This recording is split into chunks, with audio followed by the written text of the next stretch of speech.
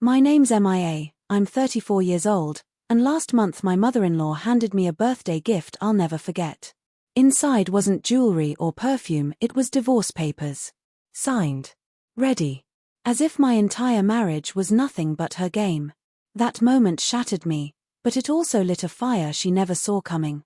Stay tuned, because my revenge came at her own luxury party. Tell me in the comments, where are you watching from? And don't forget to subscribe for more stories of family drama, betrayal, and courage.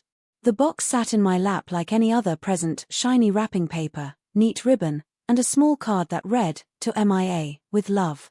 For a second, I thought maybe, just maybe, my mother-in-law was finally extending an olive branch. After all, we'd never really gotten along. From the very beginning, she made sure I knew I wasn't her kind of daughter-in-law. I didn't come from money. I didn't wear designer clothes. And according to her, I was holding her son back. But as I pulled the ribbon loose and peeled away the wrapping paper, my chest tightened. The box was too flat, too stiff, too businesslike to hold anything sentimental. My fingers trembled as I opened it, and what I saw made my whole body go cold. Inside was a neatly stacked set of divorce papers. Signed. Dated. My name typed in black ink across the top as though I were just another file to be processed. I remember looking up, expecting anyone, to say it was a mistake, some kind of cruel prank gone too far. But instead, my mother-in-law was smiling. Not a kind smile, not even a fake polite one. It was the kind of smile that carried victory, like she had finally won a battle she'd been fighting for years.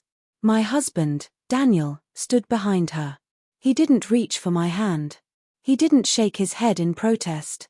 He just avoided my eyes, his lips pressed tight like he couldn't decide whether to be embarrassed or relieved. "Happy birthday to my son," she said sweetly, patting Daniel's arm before turning her gaze to me. "And happy freedom to you, MIA." The room tilted. I felt as though the air had been sucked out of the walls, leaving me gasping in silence. I had imagined betrayal before, we all do, don't we? A friend turning on us, a co-worker stabbing us in the back. But never in my life had I imagined being handed divorce papers as a gift, in my own home, by the woman who had sworn she wanted the best for her son. I forced my lips into what I hoped was a neutral expression, though inside I was breaking into pieces. My hands shook so badly I had to set the papers down on the coffee table before they slipped through my fingers. "Daniel." My voice came out small, almost childlike. "Did you know about this?" He hesitated. That hesitation was worse than any answer. Then he gave a small nod, like he was admitting to leaving the milk out overnight, not to shattering the foundation of our marriage. I could feel my pulse hammering in my ears. "So this is it. You're just done?" He still wouldn't meet my eyes. "It's what's best, MIA. For everyone. For everyone." The words sliced me deeper than I expected. They weren't just pushing me aside, they were pretending it was for the greater good. Like my pain was necessary. Like my erasure was a noble act. My mother-in-law leaned back in her chair, sipping her tea like the queen of some small, cruel kingdom. "Don't take it so hard, dear. You'll land on your feet. Women like you always do. Women like me. Not rich enough. Not refined enough. Not enough." I excused myself before the tears could win. My legs felt heavy, like they didn't belong to me, but somehow I made it down the hallway and into the bathroom. I locked the door and collapsed against the counter, staring at my reflection. My mascara had smudged, my lips trembled, and for the first time in years, I didn't recognize the woman in the mirror. My chest heaved with sobs I couldn't hold back. How could they do this? How could Daniel, the man I'd sacrificed so much for, let his mother hand me divorce papers like I was an inconvenience to be handled? I thought about the last 10 years, late nights when I worked extra hours while Daniel pursued career dreams that never quite landed. The bills I covered when his promotions didn't come through. The quiet meals I ate alone while he stayed late at his mother's house, listening to her complaints about me. Every memory twisted like a knife. But as the tears dried, something else took root inside me. A stubborn, burning anger. I thought of all the times I'd kept quiet to keep the peace. All the times I'd bitten my tongue when my mother-in-law made snide remarks. All the times I'd told myself Daniel just needed more time to grow a spine. No more. I splashed cold water on my face and stared into the mirror again. My eyes were swollen, but my heart felt sharper, clearer. If they thought they were breaking me, they were wrong. When I walked back into the living room, the divorce papers were still sitting neatly on the table, like a weapon disguised as stationery. I picked them up, smoothed out the edges, and set them back down carefully. "Thank you for the gift," I said softly, surprising even myself with the calm in my voice. "I'll make sure it doesn't go to waste." For the first time all day, my mother-in-law's smirk faltered. She tilted her head, studying me like I was a puzzle she couldn't quite solve. Daniel shifted uncomfortably, but he didn't say a word. And in that silence, I made myself a promise. This wasn't the end of my story. It was only the beginning. From that moment forward, I carried the image of those divorce papers in my mind like a scar. They hurt, yes, but they also reminded me of something I had almost forgotten. I wasn't powerless. I had secrets of my own.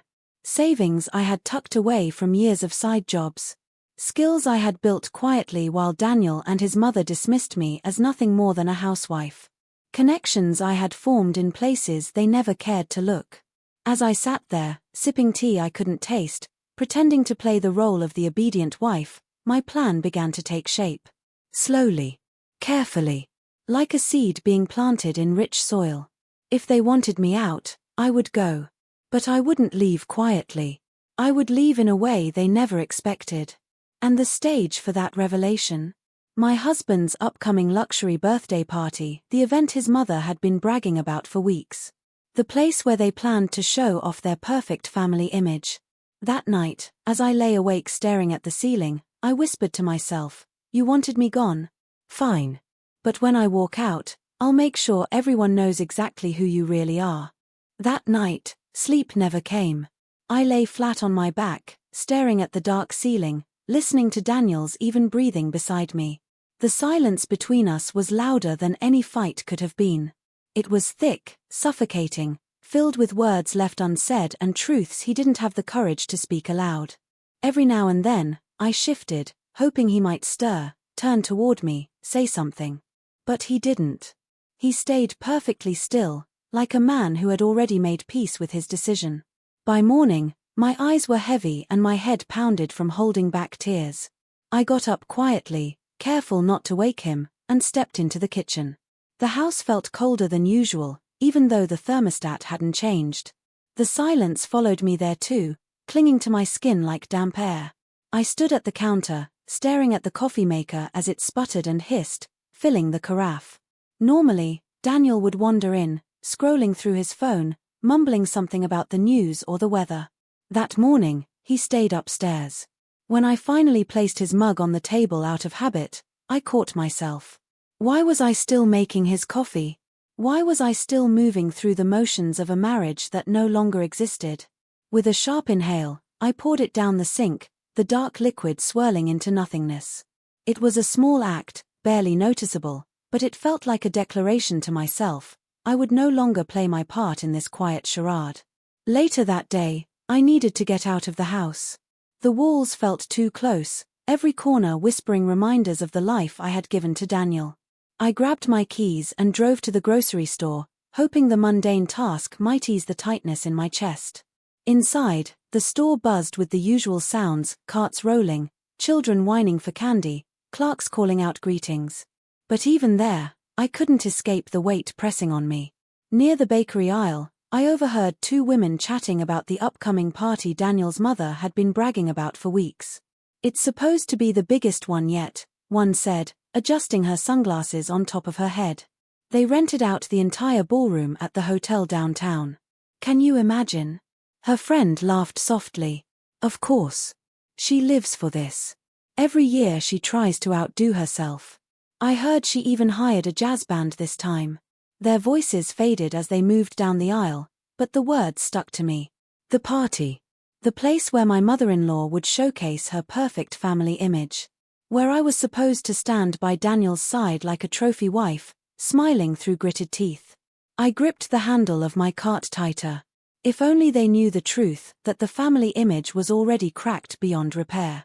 Back at home, Daniel was sitting at the kitchen table, his laptop open, papers spread around him. He barely looked up when I walked in. The silence stretched again, suffocating. I set the grocery bags down and started putting things away. Finally, I asked, "So that's it?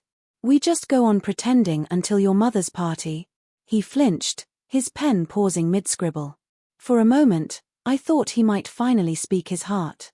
But instead, he sighed, rubbed his temples, and muttered, "MIA, can we not do this right now?" The dismissal stung.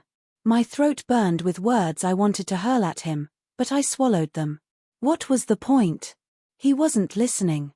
Not anymore. That afternoon, I wandered into the backyard, needing air.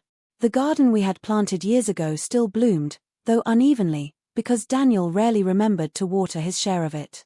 I crouched by the roses, tugging at a stubborn weed, and thought about the irony how much time I had spent tending to things he had neglected, only to be discarded anyway. As I worked, our neighbor, Mrs. Turner, peeked over the fence.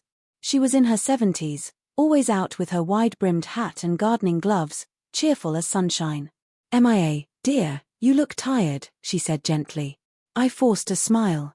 "Rough night, that's all." She tilted her head, studying me. "Marriage troubles?" The lump in my throat threatened to spill over, but I shook my head. "Just, life being life." Her eyes softened, but she didn't press further. Instead, she handed me a handful of basil she had clipped from her own garden. "Here, take this. Sometimes, the little things make a difference." I thanked her, clutching the herbs like a lifeline. The kindness stung in its own way. It reminded me how long it had been since Daniel had given me even a small gesture of care. That night, when Daniel retreated to his office after dinner, I sat at the kitchen table alone, staring at the divorce papers still tucked neatly inside their folder. The silence in the house was unbearable, pressing against my ears until I wanted to scream just to hear a sound. But instead of breaking, I opened my notebook. Years of working odd jobs, babysitting, tutoring, and even a part-time position at the library had left me with more savings than Daniel ever realized. I had kept it quiet, telling myself it was just in case. Now I understood what that case was. As I scribbled numbers, tallying up what I had, the silence around me shifted. It no longer felt like suffocation, it felt like space.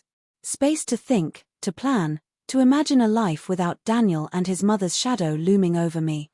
The following day, I went about my errands with quiet determination. At the post office, I stood in line behind a couple arguing over mailing costs. At the pharmacy, I picked up my prescriptions, the pharmacist making small talk about the weather. Everywhere I went, people were living ordinary lives, while mine felt like it was dangling in limbo. And yet, I realized something important. The world didn't stop for my pain. Life kept moving. And if I wanted to move with it, I had to decide how.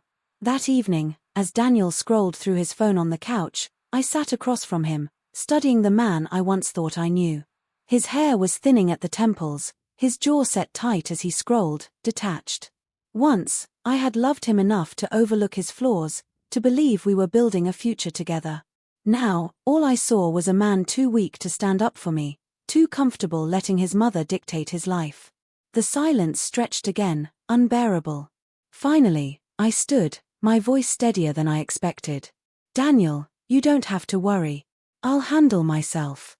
He looked up briefly, confusion flickering across his face, but I didn't wait for a response. I turned and went upstairs, closing the bedroom door behind me. For the first time in days, I felt lighter. The silence was still there, but now it carried a different weight. It was no longer a cage, it was a shield. A place where I could gather strength, piece by piece, until I was ready for what came next. And though Daniel and his mother thought they had written the ending to my story, I knew better. This silence was not the end. It was the pause before my voice would finally be heard. I closed the bedroom door behind me that night and leaned against it, my hand still resting on the knob. The silence wrapped around me, but it was no longer suffocating. It was mine. For the first time, I realized I didn't need Daniel's words to steady me. I could steady myself. The next morning, the first reminder came: a crisp ivory envelope slipped under our front door. My stomach tightened as I bent down to pick it up. The handwriting was neat and deliberate, the kind you saw on expensive stationery. I didn't need to open it to know it was from her, Daniel's mother. Inside was a formal invitation to the party. Heavy cardstock, gold-embossed lettering, every detail chosen to impress. The words "an evening to remember" sprawled across the top, as if this event was meant to be the pinnacle of our lives. I ran my fingers over the raised ink and almost laughed. For her, this was a stage. For me, it was a battlefield. Daniel came downstairs later, his tie slightly crooked, his shirt wrinkled. He looked more worn out than usual. He noticed the invitation on the counter, glanced at me, and quickly slipped it into his briefcase without a word. I waited a moment before saying softly, "She really doesn't waste time, does she?" His jaw tightened. "MIA, please. Let's not start." "I didn't start anything," I replied, my voice calm. "But I'll be there, Daniel. I want you to know that."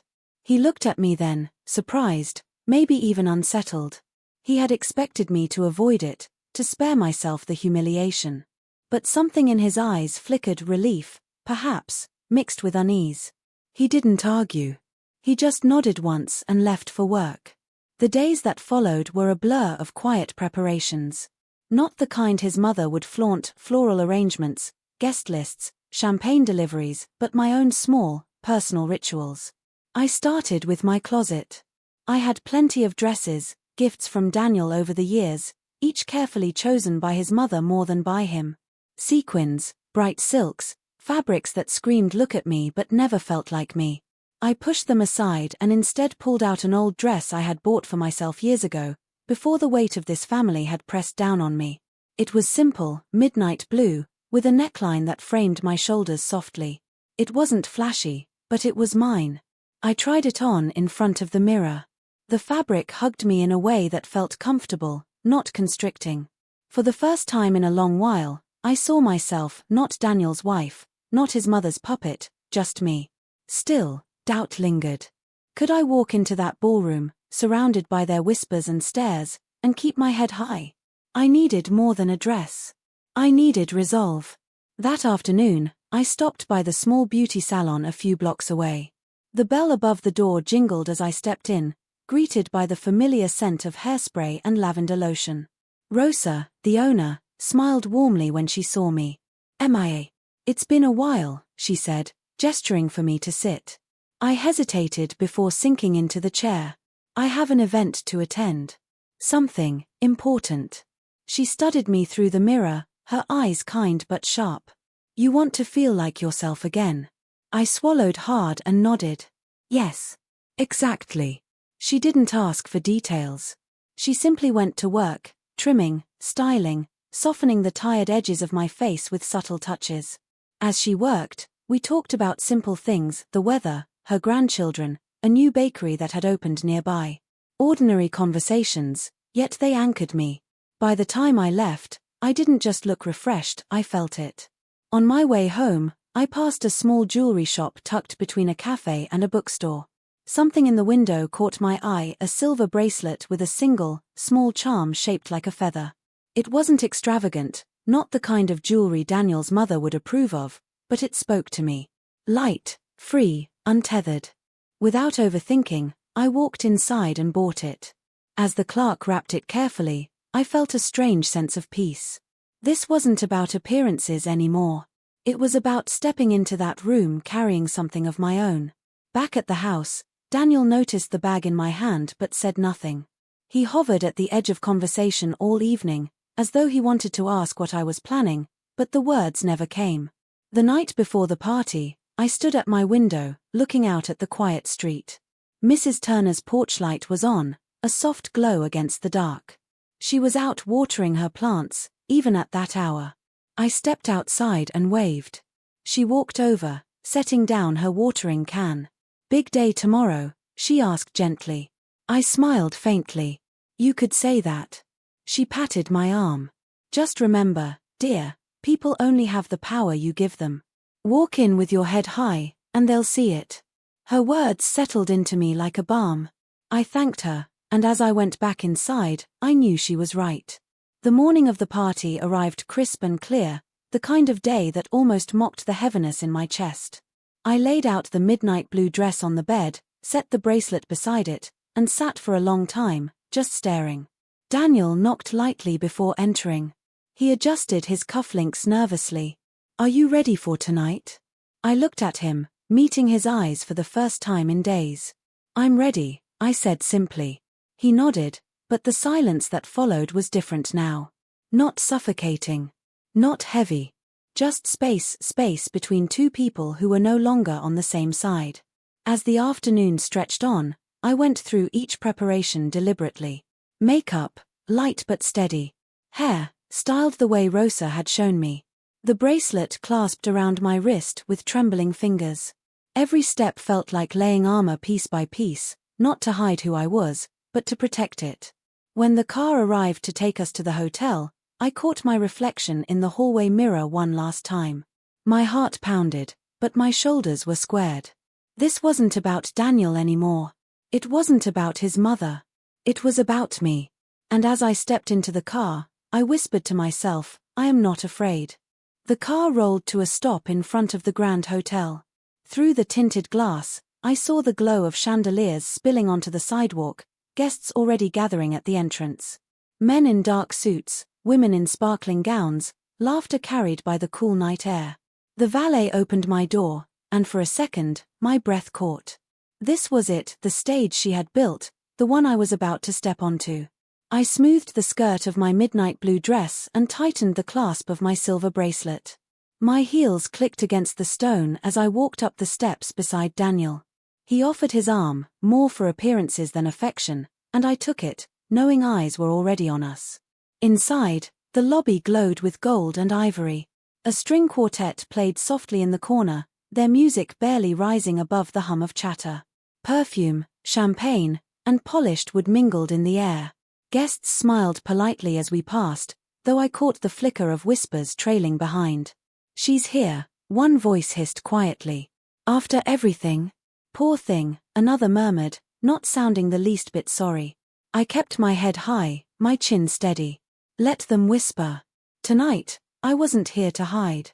The ballroom doors opened, and I stepped into a world dripping with extravagance. Crystal chandeliers hung like icy crowns, scattering light across rows of round tables draped in white linen. A towering cake, nearly taller than me, stood in the corner, its tiers glistening with gold leaf. Waiters in black jackets circled the room with trays of champagne. And there she was, Margaret, my mother-in-law. She stood near the center, wrapped in a gown of emerald silk, pearls layered around her neck. A glass of champagne dangled from her hand as if it were part of her. Her laugh rang out, polished and practiced, as she held court among her friends. Her eyes found me almost instantly. For the briefest moment, surprise flickered across her face. Then it vanished, replaced with a smug, measured smile. She lifted her glass slightly, as though toasting my presence, and then turned back to her circle. Daniel leaned toward me, his voice low. "Just try to get through tonight quietly. Please." I looked at him, my expression calm. "Don't worry. I know exactly what I'm doing." We moved through the crowd, stopping as acquaintances greeted us. Some were warm, most polite, a few deliberately cold. I could feel the weight of Margaret's gaze from across the room, a silent reminder that this was her domain. Dinner began with speeches, flowery tributes from her friends, an over-rehearsed toast from Daniel that made my stomach twist, and finally Margaret herself, stepping onto the small stage at the front of the room. She was radiant under the spotlight, her voice smooth as honey as she thanked everyone for coming. She spoke of family, loyalty, and tradition with a grace that would have fooled anyone who didn't know her. But I knew. Every word was a carefully placed dagger. "And," she said finally, her eyes finding me in the crowd, "I am so blessed to celebrate with my family tonight. It's in these moments we see who truly belongs." The audience clapped, oblivious to the venom hidden in her words. I smiled faintly, pressing my hand against the charm of my bracelet. When she stepped down, waiters began serving the main course. I barely touched mine, my nerves tightening with every passing moment. The time was coming. Then, as dessert plates were cleared, The host of the evening, her dear friend Mr. Benson, announced a final toast. Before we close this beautiful evening, I'd like to invite Margaret's family to the stage.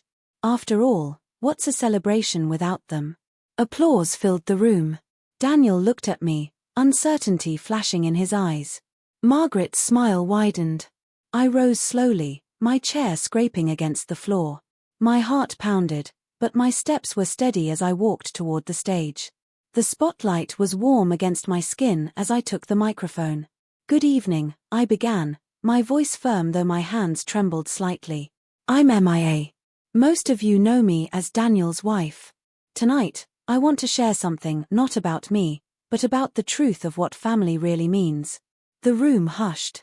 Glasses clinked faintly as guests leaned forward. Margaret's smile faltered. I reached into the small clutch I carried, pulling out folded papers. "These," I said, holding them up, "were given to me recently. Divorce papers. A gift, if you can believe it, from someone who claims to value family above all else." Gasps rippled through the crowd. Daniel's face drained of color. Margaret shifted in her seat, her pearl necklace rising and falling with her breath. I unfolded the papers, my voice clear. But what wasn't expected was this. I set them down on the podium, then pulled out a second set of papers, bank statements showing the years I had carried the weight of bills, debts, and even portions of Daniel's business expenses. While some were busy deciding I didn't belong, I was the one keeping things afloat. Quietly, silently, alone. Murmurs erupted across the ballroom. Some guests looked at Margaret, others at Daniel, their polished smiles slipping. I turned my gaze directly on Margaret. "You wanted me to walk into this room ashamed, broken, discarded. But I am not the one who should be ashamed tonight." The silence that followed was heavy, punctuated only by the faint hum of the chandelier lights. Then whispers rose like wildfire. Margaret stood abruptly, her voice sharp. "This is outrageous. You're embarrassing yourself." "No," I interrupted, my tone steady, my words cutting through hers. "I'm freeing myself." Applause started hesitantly from one corner, then spread, until half the room was clapping. The other half sat stunned, too polite or too afraid to choose a side. Daniel reached for my arm, whispering urgently, "MIA, stop this." I pulled back, lifting the microphone one last time. For years, I let silence hold me prisoner. Tonight, I let it go. I choose truth. I choose myself. I set the microphone down and stepped off the stage, the bracelet on my wrist catching the light. The whispers followed me, but they no longer mattered. Each step felt lighter, freer, as though I had finally remembered how to breathe. Margaret stood frozen, her empire of control cracking in front of her carefully chosen audience. Daniel called my name once, but I didn't look back. As I reached the ballroom doors, the sound of applause still echoing behind me, I knew one thing for certain: this was no longer her stage. It was mine. The ballroom doors closed behind me with a muffled thud, cutting off the clatter of applause and whispers. For a moment, I just stood in the quiet hallway, my chest rising and falling in deep, uneven breaths. The polished marble floor stretched ahead, the soft hum of distant hotel elevators echoing faintly. I pressed my palm against the cool wall, steadying myself. My knees trembled, but it wasn't weakness, it was release. I had done it. I had faced her. I had faced all of them. And I hadn't crumbled. A soft click of heels behind me broke my thoughts. I turned, half expecting Daniel, but it was a young server carrying an empty tray. She glanced at me, offered a small, almost conspiratorial smile, and whispered, "That was brave." Then she disappeared into the kitchen doors, leaving me with her words floating in the air. Brave. No one had ever called me that before. I started walking down the corridor, the bracelet at my wrist glinting under the wall sconces. Each step felt deliberate, grounding me in the moment. For years, I had walked behind Daniel, beside Margaret, always adjusting my pace to theirs. But tonight, these steps were mine. Near the lobby, I saw Daniel hurrying after me. His face was flushed, his tie slightly undone. "MIA, wait," he said, his voice low but urgent. I stopped, turning slowly. "Why? So you can ask me to apologize?" To fix the mess your mother thinks I made. His shoulders sagged. You embarrassed her. In front of everyone. I let out a small laugh, sharp and humorless. No, Daniel. She embarrassed herself. I just stopped covering for her. He ran a hand through his hair, frustrated. You don't understand these people. They're important to her. To us. To us. I repeated, my tone steady. There hasn't been an us in a long time. Tonight only proved it. His mouth opened as if to argue, but nothing came out. Silence stretched between us, heavy but final. I stepped past him, toward the wide glass doors leading to the night air. Outside, the city lights glittered against the dark sky. A line of taxis waited by the curb, engines humming softly. I wrapped my arms around myself, the night breeze cooling the heat still burning in my cheeks. For a second, I wondered where to go. Home felt like a stranger's house. But then my phone buzzed. A message from Mrs. Turner. You did it, didn't you? Proud of you. My porch light's on if you need company. Tears pricked at the corners of my eyes, not of sadness, but of gratitude. Even the smallest voices of support could echo louder than a ballroom full of judgment. I slipped into a taxi, the leather seat creaking beneath me. The driver glanced back. Where to? I thought for a moment, then said softly, just drive for now. I'll tell you when. The city passed in streaks of neon and shadow. My reflection in the window looked different, stronger, somehow. I touched the feather charm on my bracelet and let my breath slow. After a while, I asked the driver to stop near the small park where I often walked in the mornings. I stepped out, the faint smell of grass and damp earth greeting me. Street lamps cast golden halos across the path, and the world felt suddenly quiet, almost intimate. I sat on a bench, closing my eyes. For years, I had been told who I was, how I should behave, where I belonged. Tonight, I had written my own story. Footsteps crunched on the gravel path. I opened my eyes to see Daniel again, his figure shadowed under the streetlight. MIA, he said softly, almost pleading. Come home with me. We can talk. We can work this out. I shook my head. There's nothing left to work out. Not when your silence was as heavy as hers words. He stepped closer, desperation in his eyes. I didn't know what to do. That's the problem, I interrupted. You never did. And I'm done waiting for you to find your voice. For a long moment, he just stood there. Then, with a defeated exhale, he turned and walked away, his figure fading into the dark. I sat still, listening to the night. The weight I had carried for years, the fear, the silence, the need for approval, was gone. In its place was something fragile but real, freedom. When I finally stood, the bracelet caught the light again. I lifted my wrist and smiled faintly. This little charm, so simple, felt like a promise. Walking back toward the street, I felt no rush, no fear. Just power in each step. The next morning, I woke in my own bed alone, but not lonely. Sunlight streamed through the curtains, warming my face. I brewed coffee slowly, savoring the rich aroma, the sound of the pot gurgling. For once, there was no rush to meet someone else's demands, no voice-barking orders or criticisms. I sat at the kitchen table, sipping from my favorite chipped mug, and allowed myself to just be. No expectations. No judgment. The phone buzzed again. A message from Margaret this time. You'll regret what you did. I stared at the screen, then set it down without replying. Her words no longer had power over me. Instead, I sent a quick text to Rosa at the salon. Thank you for helping me feel like myself again. Then one to Mrs. Turner. Coffee on your porch later.